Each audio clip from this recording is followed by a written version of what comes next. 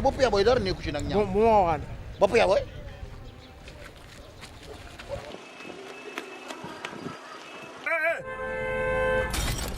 sama mag la baal ko tay ko. mais yéen da ngeen a dof wala lan mooy seen problème. sànq fee doo ko am dama koy. mais ñii yéen xanaa da ngeen a dof yéen. waaw baal ñu. sëñ bi waaye doo ñu baal. maa ngi jéem mais xanaa gisoo lu ñu def sama pare-brise bu ñu toj nii pour lan. dinañ ko lijjën sëñ bi maa ngi tuub. bàyyi sama yére bàyyi sama yére léegi. paa bi dafa seer. soo ko maanaam fa fay la sa pare-brise nga lan. mais bu baax fenn la am. dañuy dem Ndiaye global business. monter la pare-brise bu baax man dinaa ko fay. moom nit ku baax la bu ñu demee expliqué ko dina ci jàpp. ma sax yow naa xaalis fekk ko fekk ko tël ni. yow kii wér na. 100 francs da koy fay pare-brise. mais ñii kon dañoo dof. Une société purement sénégalaise. Ndiaye Global Business. xarañ loolu ci seen métier. vente et pose pare-brise. dañu lay jaay pare-brise ba noppi daal di la koy monteel ci sa oto. livraison à domicile. te li ci gën a neex mooy façon oto boo yore mën nañu la changer sa pare-brise te doo ci am benn njàqare. climatisation. automobile bu jaar yoon. huile moteur qualité yépp am nañu ko. ay plaquettes yoo xamante ne ni jàppoon ngeen ni amul ci réew mi am nañu ko. Ndiaye Global Business. mi ngi nekk en face. rond-point tribunal bu Guédiawaye. jàkkaarloo ak C3S. nga wooñu ci numéro de téléphone yi. 77 016 76 98 76 532 64 17 Ndiaye Global Business mbégte kese la. di leen ziar di leen ñaanal jàmm di ko saaku ci yéen tey nag comme ni ngeen ko xamee ñu ngi école 16 ki ñu fi fekk si nag mooy Balla Gaye li waral nag ñëw bi fii lenn la maanaam ku ne xam na ne fi mu nekk nii nag moom olof a koy faral di wax Lamine lu dafa waxul waaye di njàmbat te mbir mi mooy le 7 août 2022 combat bu war a set leer nañ moom la gars yi ñaan yàlla buñ ko fekkee te tal ko giri nag kera am na lu ma waxoon ban ko seetee waaye olof ne na ku fóotal mbët roccil bar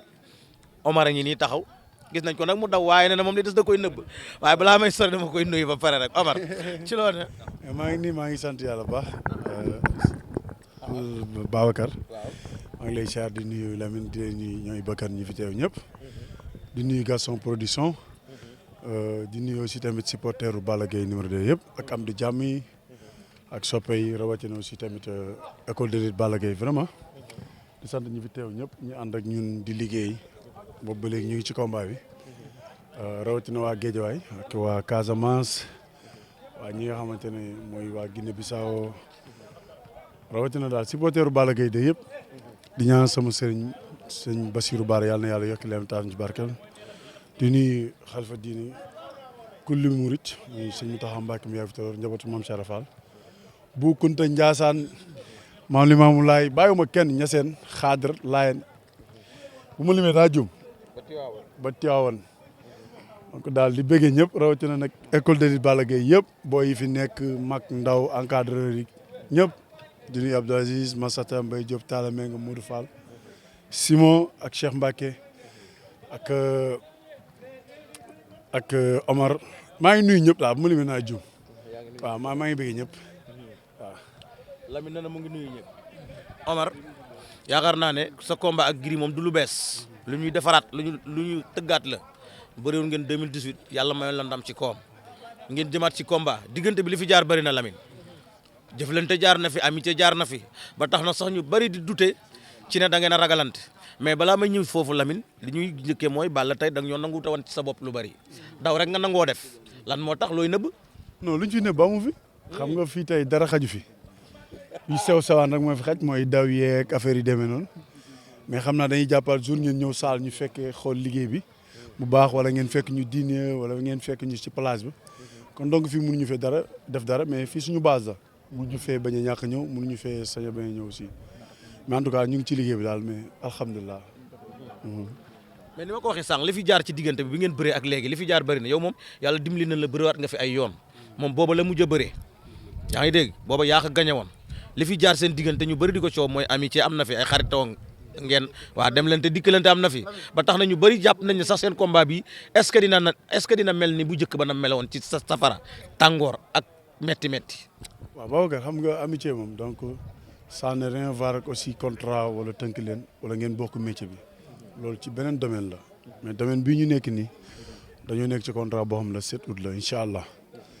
di ci ñaan yàlla may ñu ci ndam amitié actuellement amagu fi nañ ko jël tegee ko nële mais li am mooy sama contrat la am ak Gris Bordeaux Gaston Production tëgg ko di ñaan yàlla yóbbuñ ci bis bi ñu bëreeg moom xeex ak moom daan ko jël bu rëy daal di ñibbi si géejawaay. bëre xeex daan jël bu rëy bëre Gris Bordeaux xeex ak moom daan ko jël bu rëy noo koy defee ak ci ban façon nga koy defee. mooy ci anam yi ngeen ñu fekk ñu ci nekk xëy war a liggéey xëywaat war a gont xeet war a nekk ci li ngay nekk say boxe ak say entraînement ak fi demee noonu loolu mooy may ndam te tout le temps ñu ngi ci liggéey boobu yaakaar naa ne incha allah bu jour bi dañ koy appliquer yàlla may ñu ndam. mais bu ma ko déggee kera dama ko jël kera waxaat na la ko mu ne mënoo bëri moom 5 minutes moom moo ko wax jooju da koy répéter tout le temps doo bëri 5 minutes yow nga ne ko bu la neexee bés ba ne ku ne rey nag këram ñu togg reer ku daan invité sa morom yow lu tax nga tontu ko loolu. waaw mais xam nga bu ne mënumaa bëri 5 minutes loolu xëy na peut-être day bëgg lu neex boppam moom parce que sama combat ak moom bi passé yaakaar naa ñaari 15 ñu bëri yaakaar naa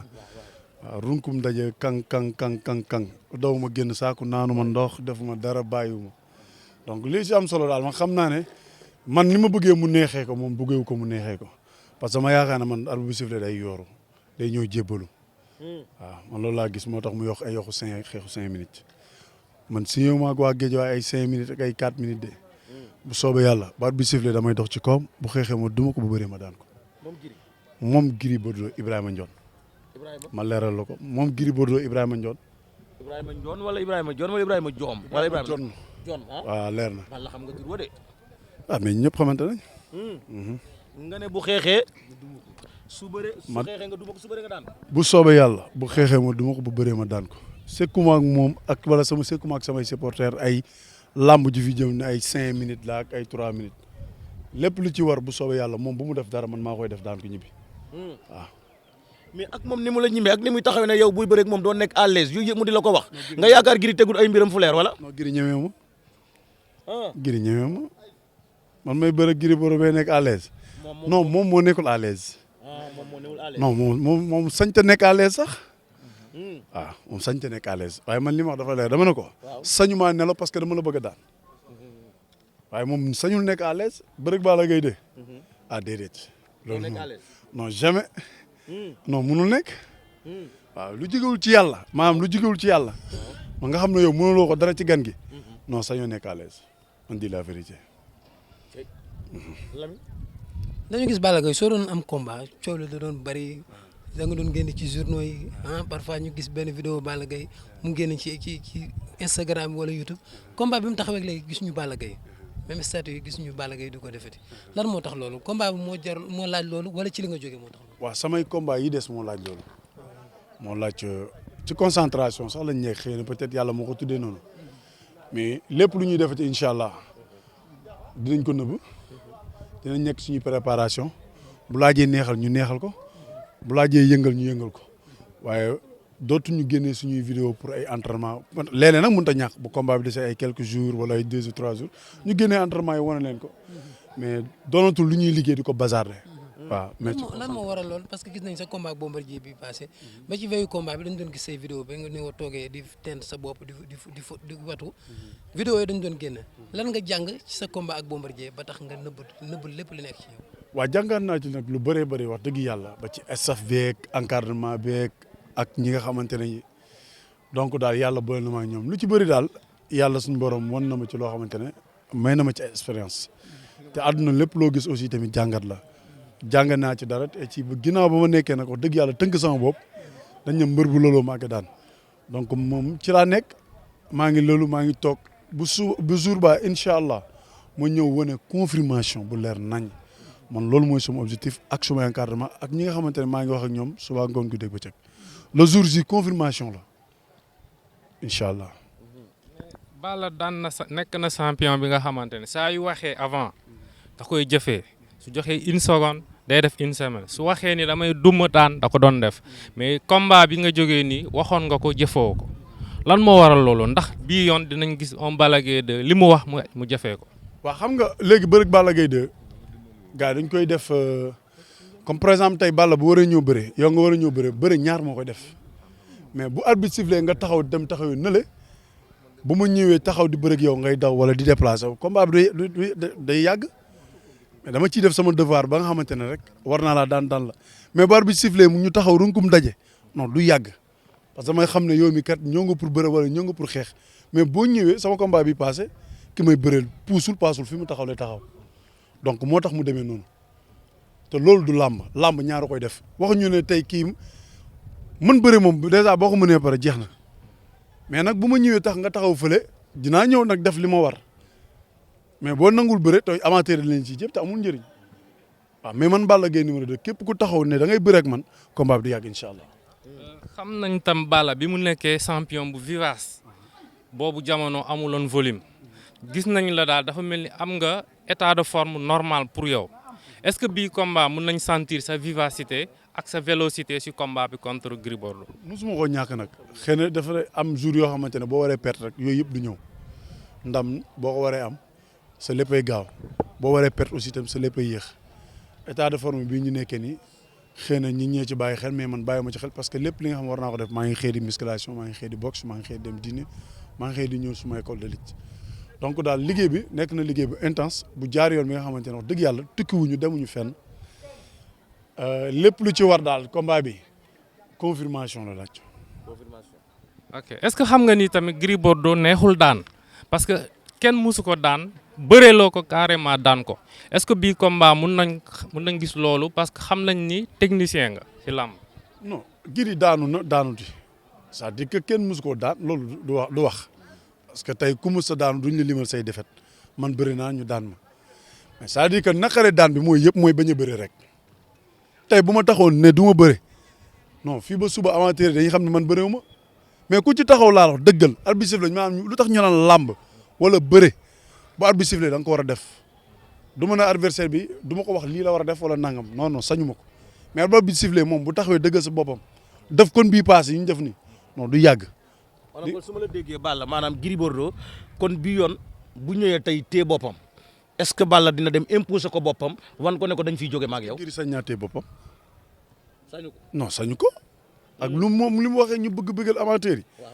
non Gris sañul loolu. pour man ngorom may ko loolu sax. ah bien sûr ngorom waru ko mën a may loolu. kon da nga jàpp ne su arbitre sifflé li ko war mooy maanaam ngeen daje. loolu bu ko moom xam naa ko Gris champion la bu arbitre sifflé day ñëw attaqué ma ñëw attaqué ñu daje. waaw. am na ñoo xam ne dañuy xalaat ne bu ngeen dee xeex yéen ñaar des fois ci kaw xeex bi mën na la bañ a arrangé mais saa yu ngeen jàppante xeex bi yaa ci ëpp avantage loolu yaa ngi koy bàyyi xel wala. ah Babacar man ba ma dalee bëre ba léegi nekk tuuti tànk ba léegi yàgg naa koo dégg waaye ñi fi mos a xeex mën xeex am na fu ma jaar ak ñoom loolu du ma ci commentaire parce que xam nga chaque jour ñu waxal la benn affaire boo xamante ne boo ñëwee ñu gis leneen pour man jaru ko.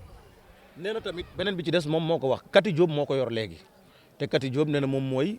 Ancelotti la ko tudde xaw ma coach su Real ba waaw la ko tudde nee na c'est le meilleur coach fii ci Sénégal ci wàllum làmb moo koy indi kon jàpp na ne bi yoon moom xew am nga ko wut toll ni màggal presque. non man murid laa c'est normal xew kay dama ko waram ndax taal bi Serigne Touba la waaye xamal naa leen daal maa ngi nuyu sama papa père Kati bu baax a baax di ko ziar parce que baay la donc li mën a xew daal man du ma compté wu ci père Kati ndax xam naa ne bu arbitre sifflé Gris Bordeaux lu ko waaye mën a wax dina bu ñëwee na ko fàtte. luñ ko wax. lu ko waaye mën a wax wala lu ko waaye mën a conseil. waaw bu arbitre sifflé mu fàtte ko. ndax lan da lay ragal wala lan la. xam naa Gris dama ko xam moo tax ma wax loolu. non xam naa ko.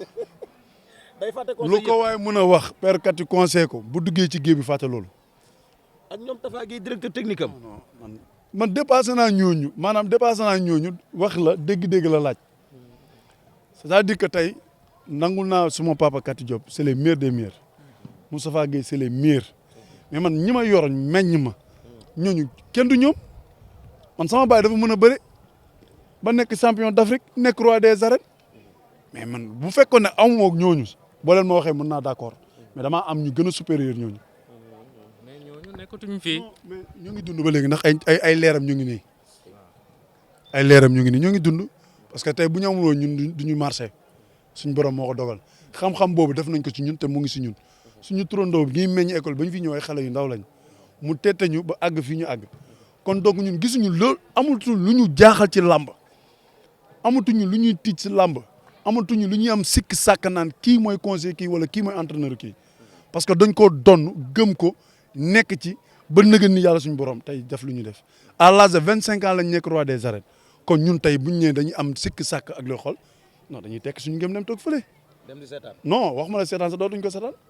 da ngeen di bàyyi non complètement. Pape Bouba loo ko bëgg a laaj. non parce que moom Gris dañu ko 5 minutes xeex yi dafa mel ni Gris dafa gëm xeex yi ndax ba seen premier combat ba mu jeexee Gris dafa Lamine Seck ko jëloon interview mu ne bu ñu tajewaatee da koy doomu daan ba pare waat. waaw da koo waat. dama ko posé benn question mu ne ma ne ko lii Balla Gaye moo la ko laaj mu ne ma Balla Gaye su toogoon fii dama koy mbéj laa koy dóor te le jour si boo jëlaatoon avance am da lay dóor nga daanu dóor mu daanu moom insisté na ci ak mbéj la nag xaw ma da ngaa. dóor mu daanu moom yàgg na koy wax moom. waaw ma xam nga nag wax dëgg yàlla koo bëreel nag wax dëgg yàlla dàq jukko yàlla dogal mu daw génn saako yi bar bi sifflé du taxaw kooku nan la lay dóoree nga daanu non en fait man lamb daal dama xam ne ko booy bëggee dóor nit mu daanu arbitre bi sifflé da ngay taxaw suul say tànk ñu samp jaaja am njaay joxal jóob loolu moom mën na nekk non Gris amul problème Gris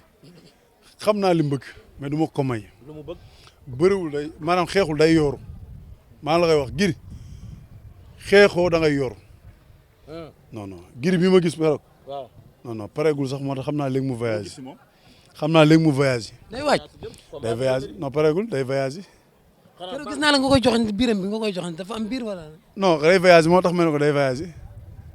Gris day voyage pareegul waaye yaa ngi wax ni Gris Bordeaux parewul yow sa combat contre Modou Lo wax na la même chose nga ñëw bett ko est-ce que yow tamit xalaatoo ni Gris Bordeaux pare na nga jàpp ni parewul ba jour ji mu indi la leneen physiquement. non pare ak loolu bokkul parce que man xam nga man yàlla dogal na dañ maa yëpp nag comme gars yi ñuy wax pareegul dafa gàddaay affaire yi demee noonu mais man dara du ma bett parce que man dara actuellement nii may wax yow dara waruma bett parce que dama war a nekk ci lii nekk ci lee nekk ci lële man liggéey naa nag ba ne ñàbb moo tax gisoo leen sama dara te du ma leen woon dara bu bés baa ngeen xam ba xam liggéey naa wala liggéeyuma loolu moom importance. seen daje bu mujj de keroog la nga ni dafa doy waar. waaw non yàlla baax na loolu sax du dara parce que loolu photocopier la waaw. yàlla baax na amul problème. mais après le combat est-ce que mën nañu gis Balla ak Gris mel niñ melaan. non Gris lamb moo ñu boole aussi tamit dañuy bëri nee naa ko kenn ku nekk na togg reer këramam incha allah ku ci daan invité moroom parce que aussi tamit ku ma respecté la ku ma naw la mais lii contrat la dañ ko war a remplir ndax mooy suñu gagne-pain maa ko mën a may xaalis moom moo mën a may xaalis donc il fallait que ñu def ko bu ñu paree melaat ni ñu meloon donte ne nag nekkuñu ay amitié carrément mais nit la boo xam ne ku ma respecté la ku ma fonk la ku ma jox cër la ci wàllum liggéey bi ñu nekk mu nekk suñu président cër googu chaque jour bu waree def dara daf ma koy wax man tamit mu war a wax dara dama koy wax mais léegi loolu yëpp arrêté na fi ne actuellement non lépp arrêté non kay gëñ non man dama suivre mes numéros yëpp non yàlla tere gi du ma ko bloqué mais yoratuma numéro boobu numéro bi mu la doon wooye waaw bi mu la doon wooye yoratoo ko non yoratuma ko ngir bañ a dégganteeg moom rek non Gris sañ maa woo sañ ma ko woo ñu waxtaan tasa ci dune la di rek ma seen bi ma leen di jël ci kii laa leen fekk escalier ñoom ñaar beneen question gis nañu 100% yi dafa am doole Parcelles dafa am doole Pikine gisatuñu 100% Guédiawaye lan moo xew seen diggante. non du loolu sax xam nga nag aussi man wax dëgg yàlla bu dee 100% rek ñun wan nañ ñëpp ay exemple kenn ku nekk mun nga wax ne 100% yi ci ñun la njëkkee mais 100% yi ñun ñoo ko créé ñun waa Guédiawaye ca Lac de Guiers Modou Lo ca Balla Gaye Modou Lo loolu la commencé ba yàlla dogal tey ñëpp roy si ñun tey ba di ko def léegi nag wax dëgg yàlla 100% yi macha allah rafet na ñu ngi rafetlu bu waa Parcelles bu baax a baax a baax ñu ngi rafetlu bu waa Pikine bu baax a baax a baax a baax ñun waa 200% bi vraiment rafet na ñu ngi leen koy ñaanal yàlla gën leen a jàppale yàlla gën leen a sàmm parce que aussi tamit àdduna bu fekkee da nga gis lu baax da nga ko war a wax mu nekk lu rafet nag ñun yàlla xëy na moo dogal mbëri ci bëri ñii dañuy voyager ñi nekk fii ñi nekk fële moo tax amaguñu jot pour def waxtaan pour réunion pour tënk ay affaire. Lirou Diane nee na 400% lay def. waaw lii moom mooy mën na sax def $1,000,000,000. waaw mën na def $1,000,000,000. mën na def $1,000,000,000 incha allah. gisoon nañ tamit Lac de Guiers defoon benn appel dafa naa xaw ma ci kan la wax ni Balla da bu ñëwee ñu entraîné ndoo physiquement combat bi ñu préparé ndoo Gris Bordeaux lan moo tax après gisuñu ngeen entraîné ensemble ngeen waajal combat bi ensemble comme li ngeen ko daan defee daal. waaw Lat moom nag wax dëgg yàlla champion la maa ngi koy ñaanal yàlla may ko combat mais aussi man dama am école de lutte gérer ko bëri naa ba nekk roi des arènes mosuma fréquenté kenn pour ñu dem ànd liggéey léeg-léeg nag ñu dese si saal ak yu demee noonu am na loo xam ne nag sama vie la man maa ko moomal sama bopp te du ma ci may kenn dara nag mais yéeneem de gis naa ko maa ngi koy ñaanal yàlla na ko yàlla may combat mais dama nekk sama école de lutte yor samay encadrement personnellement ça ne va ak ay 100% wala 200% mais daal ñaanam gis naa ko am na yéene ci man maa ngi koy félicité ci loolu mais li may xëy di liggéey ak sumay staff ak sumay encadrement laa koy ànd ak sama école de lutte di ko def ak ñoom. wàllu mystique fan la Balla toll. daan na dem Casamance Nigéria Niger Gambie xam nga bii yoon fan la Balla dugg. waaw man doomu Casamance maa ngi ñaan suma papa yi nekk foofu suma yaay yi nekk foofu sumay frère sumay grand frère donc ñoom combat bi xam nañ ne seen combat la ndax doomu Casamance yëpp maa ngi leen di woo ñu ñaanal seen doom Balla Gaye numéro 2 yàlla may ko ndam parce que tey ñaan am na solo loolu waaye liggéey tamit aussi ba wóolu sa bopp am na solo ñu ngi ñaan yàlla nag lii ñu liggéey yàlla na yàlla fay coono képp loo entraînement yàlla na yàlla may ndam ku gën a sonn ci combat bi yàlla na yàlla may ndam ku ëpp physique yàlla na yàlla may ndam ku ëpp doole yàlla na yàlla may ndam ku dàq bëri yàlla na yàlla may ndam incha allah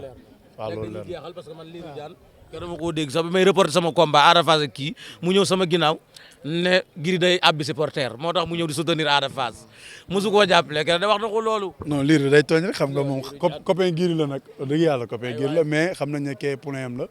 dafa def geste bu rafet rek vraiment waaw loolu geste bu rafet la. waaw benn mbir boo xam ne am na dimanche lay am koo xam ne yéen ñaar ci ku ji ci lamb ku ne xam na ko seen diggante metti woon na trop muy Modou Lo ñu tuddee ko lamb dimanche les arènes def ko muy groupe de presse bu nekk Sénégal loolu loo ciy wax drapeau Modou Lo 3 millions dimanche stade Iba Mar Diop. macha allah maa ngi koy rafetlu loolu mooy sport parce que le sport ku ci def loo xam ne war nga ko def rek donc war nañu mën a delloo njukkal war nañ la mën a sargal kon ñooñu ko def nag vraiment defal nañ ko mbër yëpp ba tax na daal ñu ngi ñaan drapeau boobu yàlla na wuyu boromam maanaam neex amateurs yi ñëw supporters yi ñëw mbër yi koy bëre ko bëre bu neex waaw. mais Balla bu fekk ba wëndeelu gars yi namoon ñu rotation bi de. non yow amul problème du ngaañ méttiwul confirmation incha allah la set. wooteel. teguma jeexal de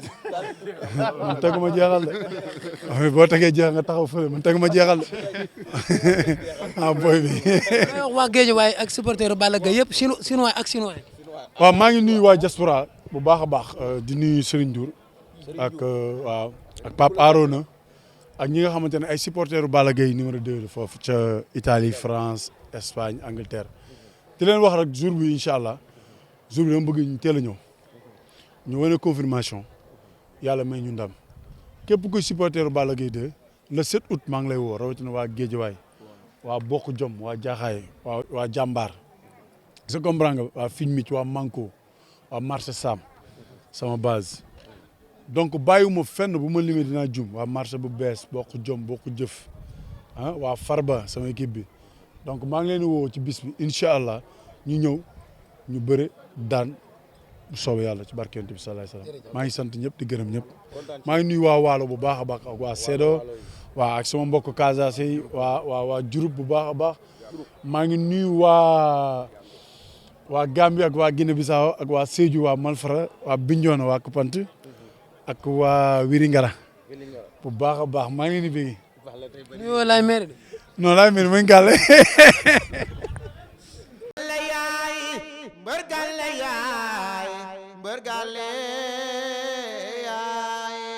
mbër gàlle yaay su guddee fooy fanaan mbër gàlle yaay mbër gàlle yaay mbër gàlle yaay su guddee fooy fanaan